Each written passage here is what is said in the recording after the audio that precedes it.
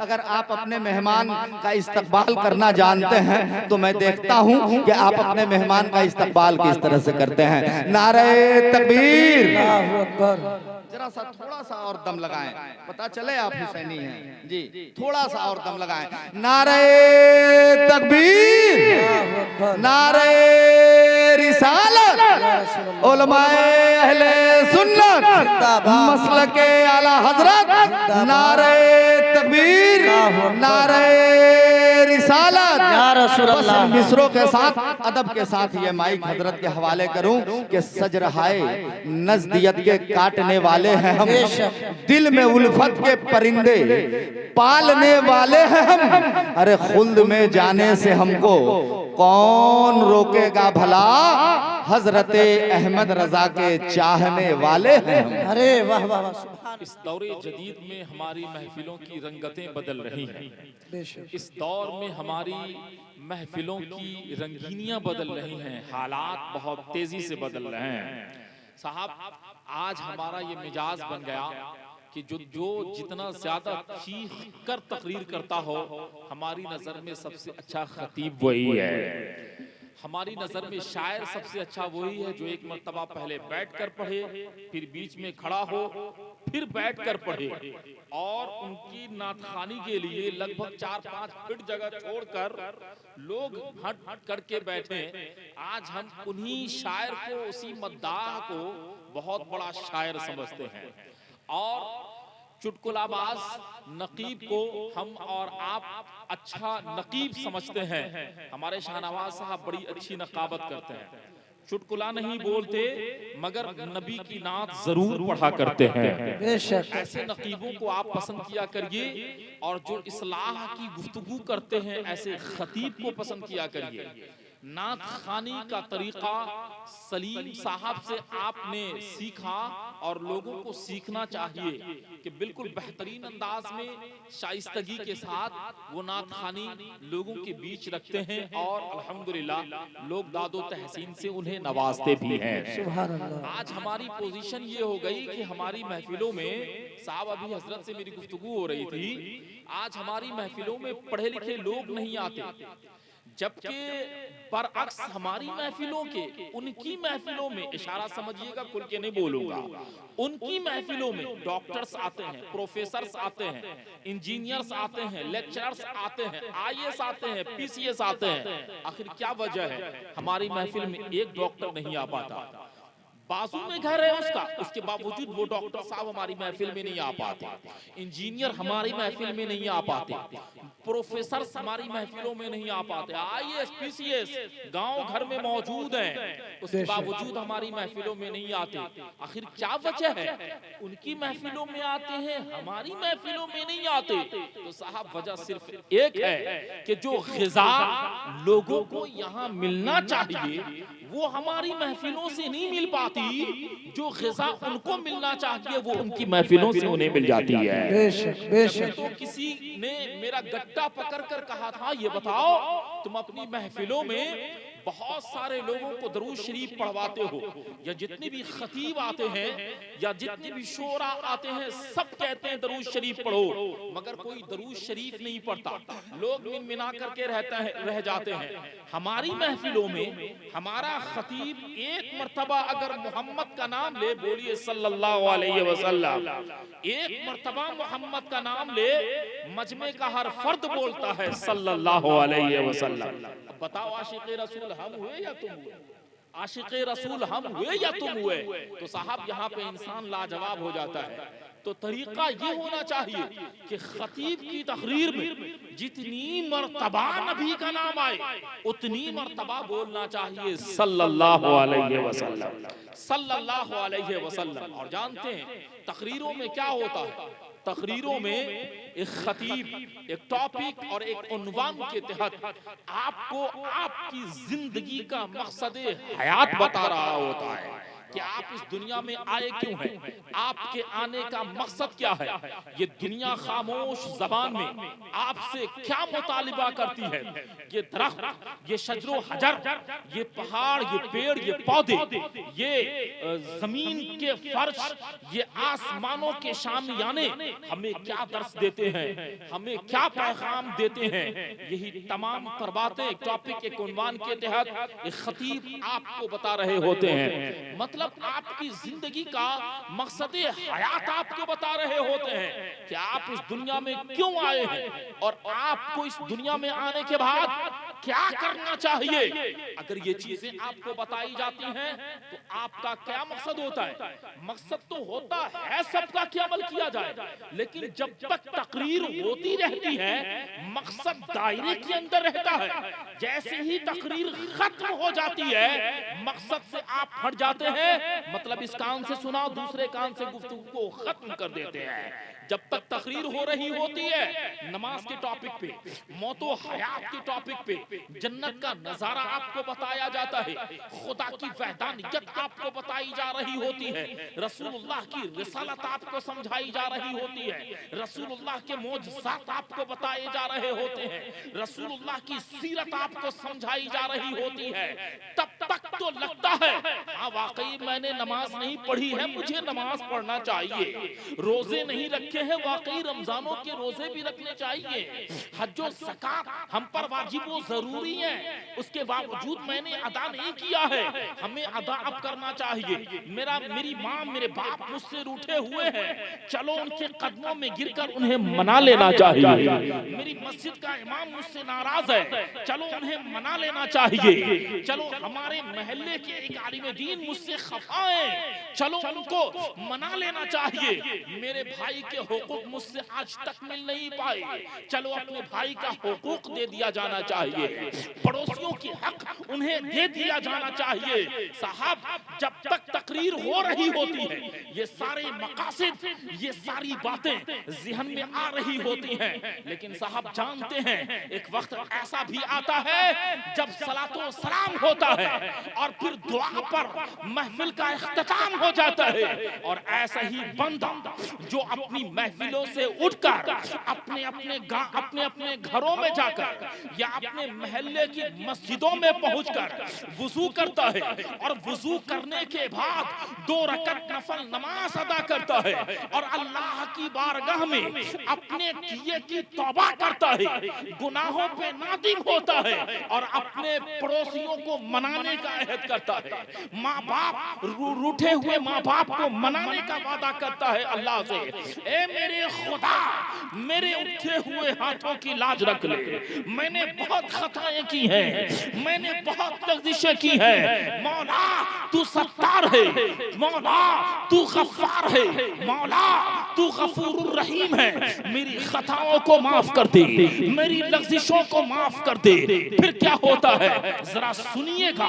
कोई बंदा अगर अल्लाह की बारगाह में सच्ची तौबा करता है तो तौबा कैसी होनी चाहिए। कुरान कहता है या अय्युहल्लज़ीना आमनू तूबू इलल्लाहि तौबतन नसूहा, ऐ ईमान वालो अल्लाह से डरो और सच्ची तौबा करो। कैसी तौबा? जिस तौबा के बाद फिर कोई जिना न हो सके, जिस तौबा के बाद फिर कोई बदकारी न हो सके, जिस तौबा के बाद फिर कोई लईमारी न हो सके, जिस तौबा के बाद माँ बाप का दिल नहीं दुखने पाए, जिस तौबा के बाद इमाम का दिल नहीं दुखने पाए, जिस तौबा के बाद पड़ोसियों का फिर से हुकूक न मारा जाए, जिस तौबा के बाद अल्लाह की याद आती रहे, जिस तौबा के बाद इंसान सच्चा सरापा नेकोकार हो जाए, तो अल्लाह के नबी इरशाद फरमाते हैं कि ऐसे बंदे की खताओं को अल्लाह तबारक व तआला ऐसे माफ फरमा देता है, ऐसे माफ फरमा देता है जैसा कि आज ही वो अपने माँ के शिकम से पैदा हुआ। नारे तकबीर, नारे तकबीर, नारे रिसालत, नारे रिसालत, जलसे चहल्लो, जलसे चहल्लो, नारे तकबीर, नारे रिसालत। वाह सुभान अल्लाह अपने बंदों को ऐसे माफ फरमाता है, लेकिन कब माफ करेगा? जब हम अपने आप को तैयार करेंगे तब, जब हम अपने आप को मुकम्मल बेदार करेंगे तब अल्लाह माफ फरमाएगा। वरना फिर ये दुनिया है, 60 साल 70 साल अपनी जिंदगी को आप यहाँ गुजारेंगे, उसके बाद फिर हिसाब व किताब देने के लिए आप कब्र में पहुंच जाएंगे। आपके कमाए हुए पैसों से ऐश आपके बेटे करेंगे, आपकी बेटियां करेंगी, आपके घर के लोग करेंगे, और उन पैसों का हिसाब अल्लाह तबारक व तआला को एक एक पैसे का हिसाब आपको देना होगा। कब्र में आप पहुंच जाएंगे। इसलिए अब अपने आप को बदलने की तैयारी कीजिए। बहुत हो चुका, बहुत गुनाह कर लिए, अपने आप को बेदार कीजिए। आज देखिए हमारी महफिलों में सब है ना, है नहीं भाई? जरा बोलिए ना बुलंद आवाज से, सब है ना? अपने भी हैं, पढ़ाए भी हैं, दोस्त भी है, अहबाब भी हैं, बेटा भी है, पोता भी है, नवासा भी है, नवासी भी है, खानदान के रिश्तेदार के हर फर्द मौजूद है। अगर कोई मौजूद नहीं है हमारी महफिल में तो जनाब वाजिद अली साहब मौजूद नहीं है। अल्लाह, अरे इसी तरीके से कल कोई हमारी चहलम की महफिल में बैठा होगा, हम नहीं होंगे। कल कोई आपकी चहलम की महफिल में बैठा होगा, आप नहीं होंगे। अल्लाह, जरा गौर व फिक्र कीजिए अपनी जिंदगी पर कि हम यहाँ किस लिए आए थे और हम यहाँ कर क्या रहे हैं।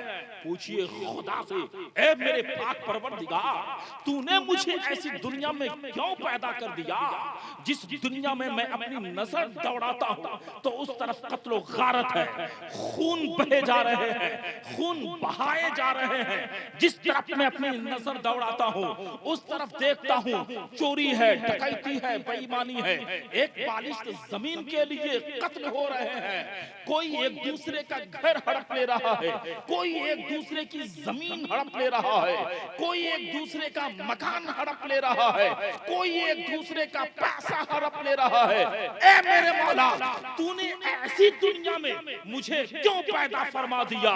तो सुनिए अल्लाह का कुरान कहता है, वमा खलक़तुल जिन्ना वल इंसा इल्ला लियअबुदून, मैंने तुझे दुनिया के अंदर चोरी करने के लिए पैदा नहीं किया, डकैती करने के लिए पैदा नहीं किया, बेईमानी करने के लिए पैदा नहीं किया, बेईमानी करने के लिए पैदा नहीं किया, एक दूसरे का दिल दुखाने के लिए पैदा नहीं किया, एक दूसरे का मकान हड़पने के लिए पैदा नहीं किया, एक दूसरे का की जमीन हड़पने के लिए पैदा नहीं किया, एक दूसरे के पैसे हड़पने के लिए पैदा नहीं किए, बल्कि वमा खलक़तुल जिन्ना वल इंसा इल्ला लियअबुदून, मैंने जिन्नातों और इंसानों को सिर्फ और सिर्फ अपनी इबादत के लिए पैदा किया। वाह, सुभान अल्लाह, सुभान अल्लाह। अल्लाह की इबादत करेंगे चोरी से रुक जाएंगे, अल्लाह की इबादत करेंगे डकैती से रुक जाएंगे, अल्लाह की इबादत करेंगे बेईमानी से रुक जाएंगे, अल्लाह की इबादत करेंगे बेईमानी से रुक जाएंगे, अल्लाह की इबादत करेंगे जमीन हड़पने से बाज आ जाएंगे, अल्लाह की इबादत करेंगे मकान को हड़पने से बाज आ जाएंगे, अल्लाह की इबादत करेंगे एक दूसरे का दिल दुखाने से बाज आ जाएंगे। कसम खुदा की, अल्लाह की इबादत में अल्लाह ने वो मजा रखा है जो दुनिया के किसी भी बड़े से बड़े गुनाह में अल्लाह ने लज्जत नहीं रखा। बेशक, सुभान अल्लाह।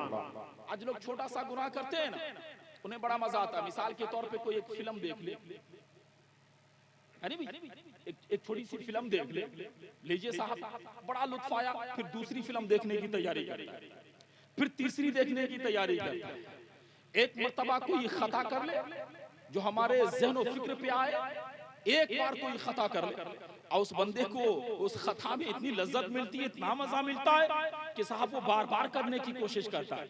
नहीं साहब, नहीं करना चाहिए, अल्लाह माफ फरमाए, अल्लाह बड़ा अजाब देगा। अल्लाह बहुत अल्लाह तबारक व तआला के वहाँ जो सबसे हल्का अजाब है ना, वो जूतों का अजाब है, सबसे हल्का अजाब। अल्लाह तबारक व तआला आपको जूता पहनाएगा आग का जूता पहनाएगा, फिर क्या होगा? यगली मिनहुमा दिमागुन, फिर दिमाग खोलेगा, फिर दिमाग खोलेगा, फिर क्या होगा? अजाब अल्लाह तबारक व तआला के वहाँ बड़े सख्त हैं। इसलिए अल्लाह के अजाब से डरिए, अल्लाह के अजाब से बचिए। मैं अपनी गुफ्तगू को और आगे बढ़ाऊं।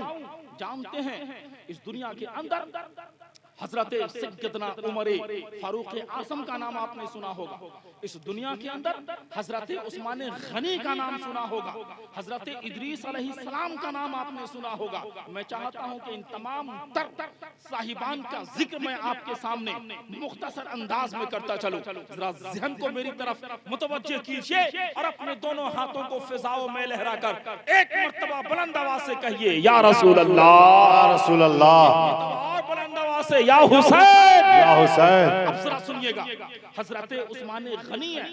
हम लोग आज जाते हैं ना कब्रों में, कब्रों पर जाते हैं ना, कब्रस्तानों में जाते हैं, जानते हैं हजरत उस्मान गनी रज़ी अल्लाह ताला अन्हु जब गांव के किसी कब्रस्तान से गुजरते तो बहुत रोते, कब्रों को देखकर इतना रोते कि आपके आंखों से आंसुओं के सैलाब बहते। किसी ने पूछा ये बताइए आप तो जन्नती हैं, आप तो अशरे मुबश्शरा में से हैं, उसके बावजूद आप कब्रों को देखकर इतना क्यों रोते हैं? आपकी आंखें सावन और भादों क्यों बरसाती हैं? आखिर क्या वजह है कि आपकी आंखें इतना रोती हैं? आपकी दाढ़ी तर हो जाती है, कपड़े भीग जाते हैं, आप जन्नती हैं, अशरे मुबश्शरा में से हैं, नबी के सहाबी हैं, नबी के खलीफा हैं, उसके बावजूद कब्रों को देखकर इतना रोते हैं। सुनिए हजरत उस्मान गनी इरशाद फरमाते हैं, ए सवाली सवाल करने वाले सुनो, बात कुछ ऐसी है कि कब्र आखिरत की तमाम मंजिलों में से सबसे पहली मंजिल है, अमा जो कब्र में कामयाब हो जाता है आखिरत की तमाम मंजिलें वो सुभान अल्लाह, बेशक, वाह वाह वाह, सुभान अल्लाह, माशाअल्लाह, क्या कहने हैं, बहुत। वो आखिरत की तमाम मंजिलें अबूर कर जाता है। क्या पता चला कि कब्र ही आखिरत की पहली मंजिल है, और कब्र आखिरी मंजिल नहीं है, कब्र के बाद भी बहुत सारे मनाजिल हैं जिसे हमें और आपको तय करने हैं। तैयारी हमें कर ली होगी। आज हम क्या करते हैं, कब्रस्तानों में पहुंचने के बाद सियासत की बातें करते हैं। आज कब्रस्तानों में पहुंचने के बाद हंसी मजाक की बातें करते हैं। कब्रस्तानों में पहुंचने के बाद साहब एक दूसरे को टुसकाने की बातें करते हैं। कब्रस्तानों में पहुंचने के बाद हम दुनियादारी की बातें करते हैं। नहीं साहब, हमें तो हजरत उस्मान गनी ने दर्श दिया कि कब्र को देखो तो रो, कब्र को देखो तो आखिरत की याद आ जाए, कब्र को देखो तो अल्लाह याद आ जाए। वाह वाह, कब्र को देखने के बाद अल्लाह याद आना चाहिए, कब्र को देखने के बाद आखिरत की याद आनी चाहिए। नहीं, हमें तो साहब कब्रस्तानों में पहुंचने के बाद चार दीवारी की याद आती है।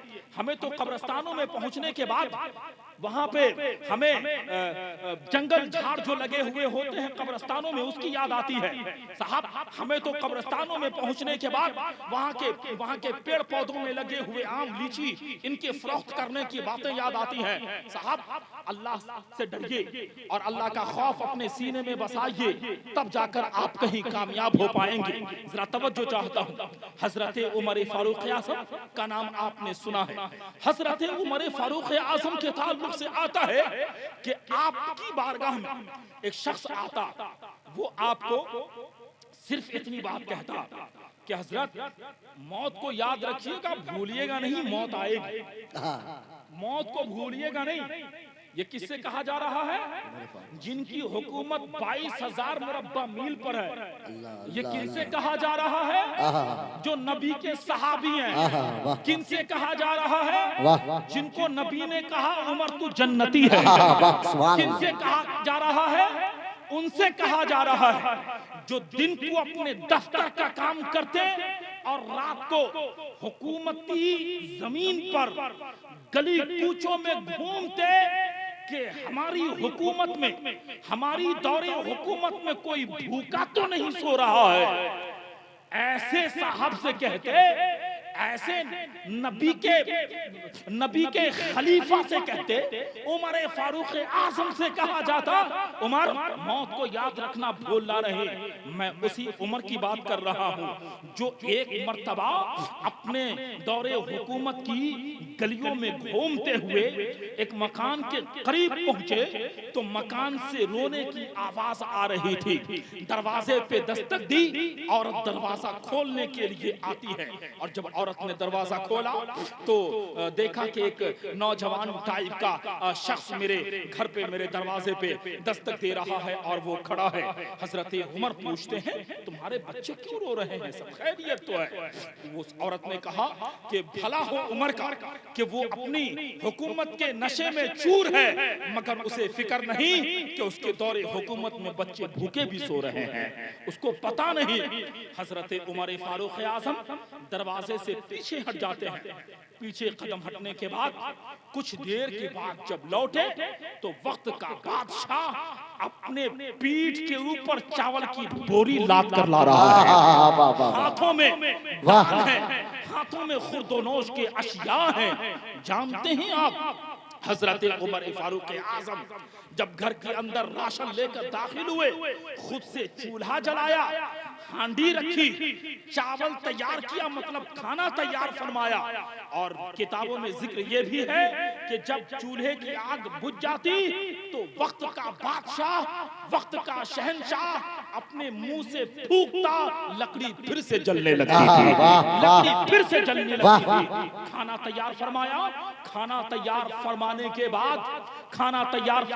बाद आपने क्या किया जानते हैं? उन बच्चों को खाना खिलाया। बच्चों को खाना खिलाने के बाद जब देखा कि बच्चे आसूदा हो गए हैं, बच्चे अब हंस रहे हैं, मुस्कुरा रहे हैं, तो फिर आप अपने कदम को घर के बाहर तशरीफ लाते हैं। उस औरत ने कहा, ओ नौजवान, जाते रहे हो मगर जाते जाते अपना तारुफ तो कराते जाओ, जाते जाते अपना इंट्रोडक्शन तो करवाते जाओ, जाते जाते अपना नाम तो बताते जाओ। अब क्या था, वक्त के बादशाह ने कहा, ए खातून, अगर तुम मेरा नाम सुनना चाहती है तो सुनो, मैं वही कम नसीब बादशाह हूँ, मैं वही कम नसीब उमर हूँ जिनके दौरे हुकूमत में तुम्हारे बच्चे भूखे सो रहे हैं। मैं वही उमर हूँ। अल्लाह अकबर। नाम सुना औरत दंग हो गई। मैं उसी उमर का तस्करा कर रहा हूँ कि उनके पास एक शख्स आता, एक साहिब आते जो ये कहते, उमर मौत को याद रखना, भूलना नहीं, मौत आएगी। हजरत उमर ने एक दिन रोक दिया, अब तुम्हें नहीं आना।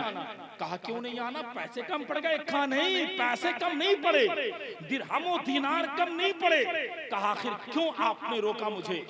तो हजरत उमर इरशाद फरमाते हैं कि तुम ये जो दाढ़ी देख रहे हो, दाढ़ी के अंदर एक बाल पक गया है, अमा यही पका हुआ बाल मुझे सुकून की जिंदगी जीने नहीं देगा। यही बाल मुझे बार बार मौत की याद दिलाता रहेगा। अल्लाह अकबर। एक बाल पका है और कह रहे हैं यही एक बाल पका हुआ मुझे मौत की याद बार बार दिलाता रहेगा। अब जरा सुनिएगा, हजरत इदरीस अलैहिस्सलाम आपके ताल्लुक से आता है कि आपने मलकुल मौत से यह वादा लिया हुआ था, मलकुल मौत से यह वादा लिया हुआ था कि मलकुल मौत जब तुम आओगे तो मुझे इत्तला कर देना, मुझे बाखबर कर देना, मुझे खबर करना। एक दिन अचानक हजरत मलकुल मौत पहुंच गए। हजरत मलकुल मौत को देखकर हजरत इदरीस अलैहिस्सलाम ने पूछा कि मलकुल मौत सब खैरियत तो है, आज अचानक कैसे आना हुआ? तो हजरत मलकुल मौत कहते हैं कि हुजूर मैं आपकी रूह को कब्ज करने के लिए आया हूँ। तो हजरत इदरीस कहते हैं कि साहब ये बताओ, तुमने तो कहा था कि हम आपको बाखबर करके आएंगे, हम आपको खबर कर देंगे, इत्तला कर देंगे। तुम्हारा कोई कासिद मुझ तक नहीं आया, तुम्हारा कोई पैगाम मुझ तक नहीं आया, तुम्हारी कोई खबर मुझ तक नहीं आई। अब क्या था? हजरत इदरीस ने जब ये बात रखी सामने तो हजरत मलकुल मौत कहते हैं, इदरीस अलैहिस्सलाम आपको याद होना चाहिए कि आपकी आंखों में सफेदी आ गई, ये मेरा कासिद नहीं तो और क्या था। अल्लाह आपके सर के बाल पक गए, ये मेरा कासिद नहीं तो और क्या था। आपने इन्हीं हाथों से न जाने कितने मुर्दों को नहलाया होगा, दफनाया होगा और दफनाया होगा, ये मेरा कासिद नहीं तो और क्या है। वाह वाह वाह। हमें गौर व फिक्र करने की जरूरत है साहब, हम जिंदगी कैसी जी रहे हैं। एक वो थे हमारे असलाफ जिन्होंने ऐसी जिंदगी गुजारी है कि मौत को कदम कदम पे याद है, लेकिन हमने अपनी जिंदगी इसी दुनिया को अपनी जिंदगी समझा है। हमें मौत नहीं आएगी, नहीं साहब। अयनमा तकूनु युद्रिकुमुल मौत, दुनिया के किसी गोशे में रहोगे मौत तुम्हें आ लेगी, मौत तुम्हें उचक लेगी, मौत तुम्हें पकड़ लेगी। अल्लाह का कुरान कहता है कुल्लु नफ्सिन ज़ाइक़तुल मौत, हर एक जी रूह को, हर एक जानदार को मौत का मजा चखना है।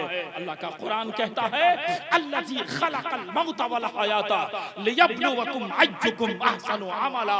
अल्लाह ने मौत और हयात को इसलिए बनाया ताकि वो देखे कि अमल के एतबार से तुम में सबसे बेहतर कौन है, अमल के एतबार से तुम में सबसे अफजल कौन है। अल्लाह का कुरान क्या कहा अल्लाह के कुरान ने? अमल के एतबार से।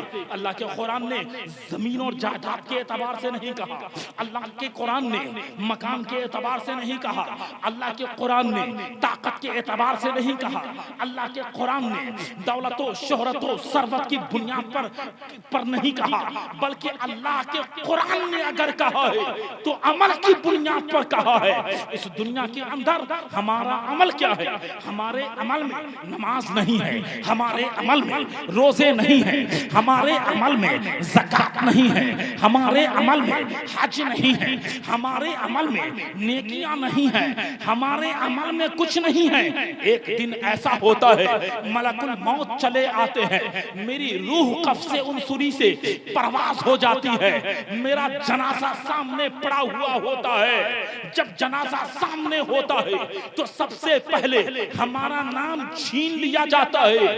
पहले लोग कहते थे अहमद की मौत हो गई है, अहमद दुनिया से जा चुका है, जैद दुनिया से जा चुका है, लेकिन अब कोई जैद कहकर नहीं पुकार रहा है, कोई अहमद कह के नहीं पुकार रहा है, कोई बकर कह के नहीं पुकार रहा है, बल्कि अगर कोई पुकार रहा है तो कोई कह रहा है जनाजा किधर है, कोई कह रहा है मस्जिद किधर है, कोई कह रहा है लाश किधर रखी हुई है। पहले मौत के बाद नाम छीन लिया जाता है। साहब जब नाम छीन लिया गया तो दुनिया की कौन सी शय बची है जो हमसे छीनने को बाकी रह गई है? दुनिया की सारी चीजें छिन चुकी हैं। साहब जब इंसान की जिंदगी के सांसों का सफर चलता रहता है तो फिर जानते हैं क्या होता है? हाथ चलते रहते हैं, पैर चलते रहते हैं, आंखें खुली रहती हैं, नाक काम करते हैं, समाज काम करती है, ज़हन काम करते हैं, ये सब काम करते हैं, लेकिन जैसे ही जिंदगी में सांसों का सफर खत्म हो जाता है, आंखें बंद, कान की समात बंद, जबान बंद, ज़हन काम करना बंद, हाथ काम करना बंद, पैर काम करना बंद, यही से इंसान खत्म हो जाता है, इंसान मर जाता है। जानते हैं आप जब इंसान मरता है तो फिर क्या होता है? हर कोई इंसान जो बड़े बूढ़े थे वो कहते हैं इंसान जो मर जाता है वो तर जाता है। मैंने पूछा ये बता इसका फलसफा क्या है? इंसान जब मरा है तो तर कैसे जाता है? उसने जवाब दिया कि जब इंसान की जिंदगी इस दुनिया में थी तो अहमद कहता था मैं रसूलुल्लाह का रोज़ा देखूंगा, ज़ैद कहता था नबी की गली देखूंगा, बकर कहता था मैं रसूलुल्लाह की उस गली को देखूंगा जिस गली से रसूलुल्लाह सफर फरमाया करते थे, मैं उस गली को देखूंगा, मैं उस दयार को देखूंगा।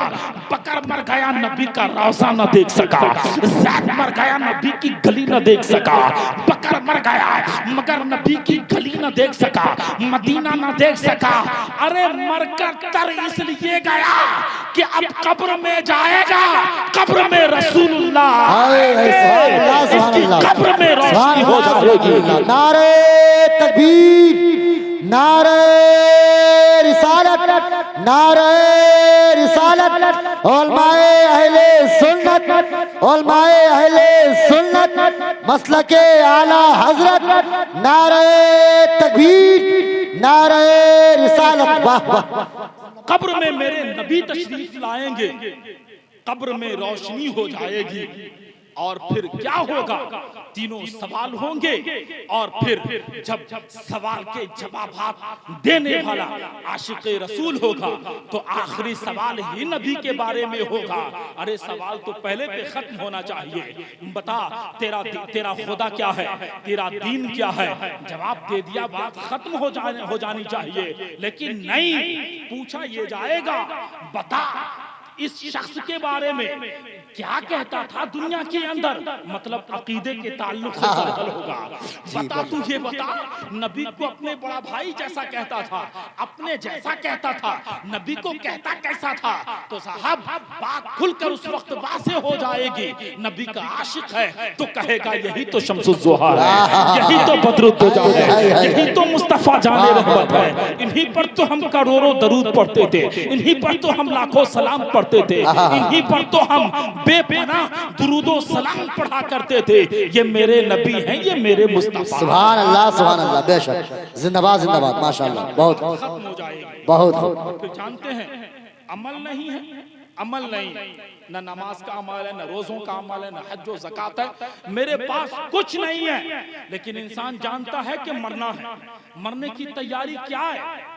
मरने की तैयारियों में नमाज है, मरने की तैयारियों में रोजे हैं, मरने की तैयारियों में हज और ज़कात है, मरने की तैयारियों में नेक अमल है, मरने की तैयारियों में नेकियां इकट्ठा करना मकसद है। लेकिन आज हम क्या करते हैं, हम नमाज पढ़ते नहीं, मेरे पास टाइम नहीं है। रमजानों के रोजे रखने के जब टाइम आते हैं हम लंबे लंबे लफाफे लेकर घूमा करते हैं।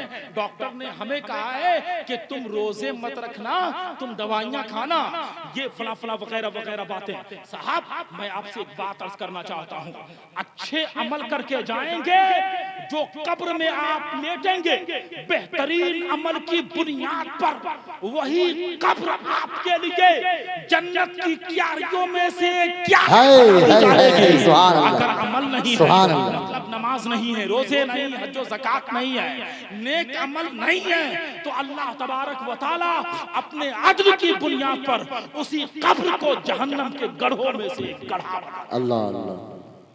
और एक बात और मैं आपको जहन में डाल दूं, अल्लाह तबारक व तआला से कभी अपना अदल नहीं मांगना चाहिए, कभी इंसाफ नहीं मांगना चाहिए, अदल नहीं मांगना चाहिए, बल्कि अल्लाह से उसका फजल मांगना चाहिए। अल्लाह तबारक व तआला का फजल उसकी अदल पे बड़ा है, इसलिए हमेशा अल्लाह से उसका फजल मांगना चाहिए। मेरे मिल्लत के नौजवानों, ये वो मेरी बातें थी जो मैंने आपके जहन में डाली हैं। एक बात और कहकर मैं अपनी गुफ्तगू को खत्म कर रहा हूँ, जब कोई इंतकाल करे, जब कोई इस दुनिया से जाए, तो उनके घर वालों से इजहार ताज़ियत के लिए जरूर जाया करिए। इजहार ताज़ियत के लिए जब आप जाएंगे तो आप उन्हें कोई दौलत नहीं दे देंगे, कोई सरबत नहीं दे देंगे, कोई मालो मता नहीं दे देंगे, कुछ नहीं दे देंगे, बल्कि इतना जरूर होगा कि मरने वाले वारिसीन के गम हल्के हो जाएंगे, उनका दर्द कम हो जाएगा। इजहार ताज़ियत के लिए जरूर जाना चाहिए। हदीस पाक ज़हन में आ रही है, एक सहाबी रसूल हैं, उनके ताल्लुक से आता है कि वो नबी की बारगाह में हाजिर हुए और अर्ज करने लगे, या रसूल अल्लाह मेरे लिए दुआ फरमाए, मुझसे गुनाह हो गया है। नबी ने इरशाद फरमाया, जा अल्लाह से तौबा कर, 2 रकअत नफल नमाज पढ़, अल्लाह से दुआ कर, अल्लाह तेरी खताओं को माफ कर देगा। एक बार गया नबी ने फिर वही हुक्म दिया, 2 बार गया नबी ने हुक्म दिया, तीसरी मर्तबा गया नबी ने वही हुक्म दिया, चौथी मर्तबा फिर नबी की बारगाह में हाजिर हुआ। नबी ने इरशाद फरमाया, ये बताओ तुम्हारे गुनाह की वो कौन सी कैफियत है, वो कौन सी ऐसी इस्तराबी है जो तुम परेशान हो कि मुझसे गुनाह हो गया है, वो कौन सा ऐसा गुनाह है? सहाबी ने कहा, या रसूल अल्लाह मुझसे ज़िना हो गया है।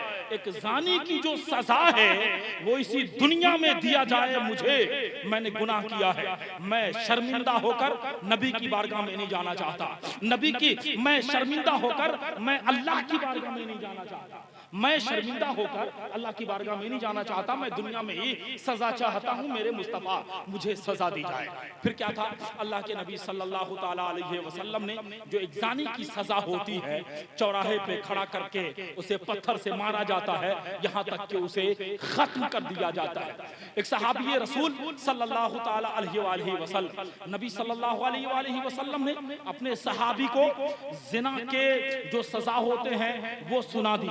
चौराहे पे खड़ा करके उनको पत्थर मारा जा रहा है, नबी आंखों से आंसू के सैलाब बहा रहे हैं। एक सहाबी आए करीब, नबी की बारगाह में इरशाद फरमाया, आपने ही तो ये हुक्म दिया है, अब फिर आप ही रो रहे हैं, क्या मतलब? तो सुनिए, नबी इरशाद फरमाते हैं, वो मेरा अदल है और ये मेरी मोहब्बत है। मैं जो रो रहा हूँ इस बंदे से मेरी मोहब्बत है, ये मेरी सुभान अल्लाह, सुभान अल्लाह, बेशक। मैं जो रो रहा हूँ क्या ये मेरी मोहब्बत है। फिर क्या था, अल्लाह के नबी सल्लल्लाहु ताला अलैहि वसल्लम ने उस सहाबी की जनाजा की नमाज भी पढ़ाई, और किताबों में जिक्र है हदीस पाक में कि 3 दिन या चौथे दिन अल्लाह के नबी उसी सहाबी रसूल के घर पर इजहार ताज़ियत के लिए तशरीफ ले गए और सहाबा से इरशाद फरमाया, तुम उसके हक में दुआ किया करो। सुभान अल्लाह, सुभान अल्लाह, तुम उसके हक में सुभान दुआ अल्लाह। किया करो। अल्लाह के नबी सल्लल्लाहु ताला अलैहि वसल्लम की सुन्नत है इजहार ताज़ियत को जाना, इसलिए जरूर जाया करिए। और चलते चलते मैं ये बात अर्ज करना चाहता हूँ कि ये बातें ऐसे समझ में नहीं आएंगी, ये बातें ऐसे ही चलते फिरते जहन में नहीं आ पाएंगी, बल्कि आपको मदरसों में पहुँचने के बाद 2 जानू अदब तय करना होगा हजरत अल्लामा साहब के पास कि हुजूर मुझे दीन का कुछ इल्म सिखाइए, हुजूर मुझे मसले मसाइल की कुछ बातें बताइए, तब जाकर आपके जहन में आएंगे। इसलिए अपने बच्चों को मैं ये चलते चलते पैगाम और दावत देना चाहता हूँ कि अपने बच्चों को इल्म जरूर दिया कीजिए, एजुकेशन जरूर दीजिए। इल्म के बगैर, एजुकेशन के बगैर दुनिया की कोई भी मंजिल आप पा नहीं सकते हैं, दुनिया की कोई भी मंजिल आप अबूर नहीं कर सकते हैं। इसलिए तालीम जरूरी है। ये तालीम एक रोशनी है जो आपको अंधेरे से निकालकर उजाले में ला खड़ा करती है। ये इल्म एक ऐसी दौलत है जो दुनिया की सारी दौलतें आपका भाई आपसे छीन सकता है, मगर एजुकेशन, इल्म आपका कोई भाई आपसे छीन नहीं सकता है। सुभान अल्लाह। एजुकेशन जरूर सीखिए, अपने बच्चों को तालीम जरूर दीजिए। मदरसा आपके गांव के अंदर है, मदरसा आपके सामने है, उनके असातिज़ा आपके बीच हैं, तो इनसे आप इस्तिफादा हासिल कीजिए। दूर दराज से बच्चे आते हैं, हाफिज कुरान बनकर अपने घर लौट जाते हैं, लेकिन हमारे मोहल्ले में रहने वाला बच्चा नूरानी कायदा तक खत्म नहीं कर पाता है, यस्सरन कुरान तक नहीं पढ़ पाता है, कुरान की तालीम तक नहीं ले पाता है। अगर आपके बीच मदरसा है तो आप उसको गनीमत जानिए और अपने बच्चों को दीन की तालीम के लिए मदरसों के अंदर जरूर भेजा करिए। अल्लाह पाक इस महफिल को कामयाब करे और जनाबे वाजिद अली साहब को अल्लाह पाक करवट करवट जन्नत अता फरमाए, उनकी रूह को अल्लाह सुकून अता फरमाए, अल्लाह पाक उनकी कब्र पर रहमत और नूर की बारिशियां अता फरमाए और अल्लाह पाक उनके वारिसीन को सब्र जमील अता फरमाए। बोलने में कहीं कोई खता हो गई हो तो मैं अल्लाह तबारक व तआला की बारगाह में सच्ची तौबा करता हूँ। अस्तगफिरुल्लाह रब्बी मिन कुल्लि ज़ंबि व अतूबु इलैहि। सब लोग एक मर्तबा कलमे तैयबा अपने गुनाहों की मग़फ़िरत के लिए पढ़िए, ला इलाहा इल्लल्लाह मुहम्मद रसूलुल्लाह सल्लल्लाहु अलैहि वसल्लम।